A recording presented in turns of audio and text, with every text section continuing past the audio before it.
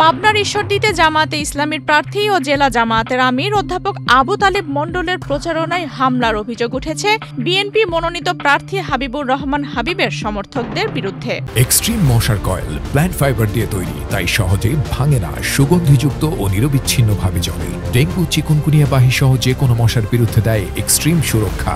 27 November বৃহস্পতিবার বিকেলে শাহাপুর ইউনিয়নের চর গড়াগড়ি এলাকায় ঘটে এই সহিংসতা। হামলায় তালেব মণ্ডলের গাড়িসহ শতাধিক মোটরসাইকেল ভাঙচুর করা হয় এবং বহু নেতাকর্মী আহত হন। আহতদের ঈশ্বরদী উপজেলা স্বাস্থ্য কমপ্লেক্সে ভর্তি করা হয়েছে।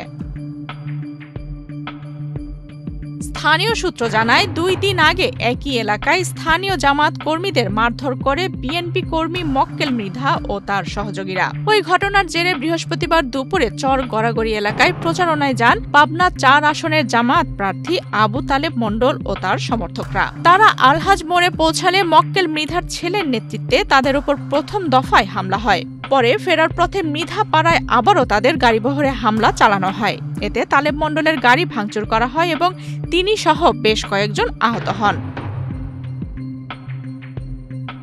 অধ্যাপক আবু তালেব মণ্ডল অভিযোগ করে বলেন, পূর্ব নির্ধারিত কর্মসূচির আওতায় তারা ওই এলাকায় যান, কিন্তু হাবিবুর রহমান হাবিবের সমর্থক বিএনপির সন্ত্রাসীরা অস্ত্রশস্ত্র নিয়ে হামলা চালায়।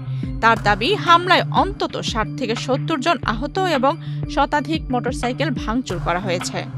মোটরসাইকেল থেকে পিছন থেকে ইট মারছে, ইট পড়ে গেছে। তারপরে 5-7 জন মিলে রড টড দিয়ে পিটাইছে, সব ভাঙা, এখানে ভাঙা, হাত ভাঙা, পাও ভাঙা, মাজাই ভাঙা, মাজা ভাঙা লাগছে।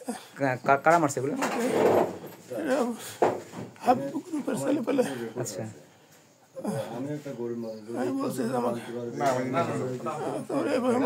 মরে যাবো, মারো না।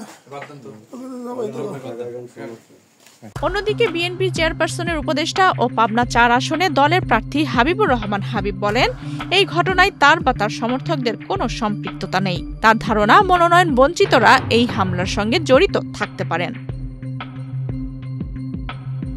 আফসানা রিপা, বাংলাদেশ প্রতিদিন।